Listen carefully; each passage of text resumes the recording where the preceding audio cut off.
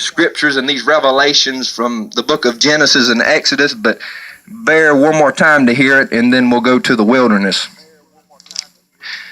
Egypt, a place where Joseph suffered. Why did he suffer? Because of the sins of his brothers.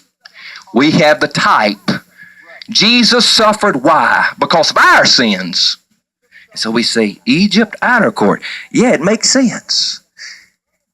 Because Joseph suffered, his brothers came to him, and he forgave them and delivered them from death. It's the same thing Jesus did for us. This is why Egypt is outer court. There's two salvations happening in Egypt. And then we know the story of Israel when they're about to exit Egypt. What did they do? They ate the Passover of the Lamb. Now what happens when you eat something? It gets on the inside of you. So that represents the indwelling Christ in us. As we come to salvation, we accept what the suffering Joseph, or our Joseph, Jesus did for us. We eat the Passover of the Lamb. Jesus is now on the inside of us now, and we've been saved by the grace of God. Didn't stop there. It did not stop there. Now that I'm saved, I understand He suffered for me, and I have ate the Lamb. He's on the inside of Mark and you. God said, come on, there's more.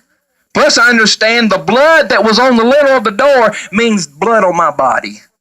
House represents your body, or can also represent family members. Now we understand that. We understand the outer court. The outer court, Egypt, is where Jacob brought the sons and he blessed them.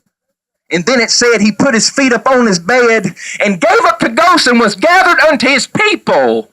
Outer court is salvation and going to heaven. We know that. We understand all that. Now God said, now it's time to press in. It's time to go a little further. Now what happened in the wilderness? What did God speak? He spoke a priesthood. Do you know what Adam was? He was a king and priest. He had a relationship with God, plus he had dominion. And that's what Jesus came to do, restore how it should have been.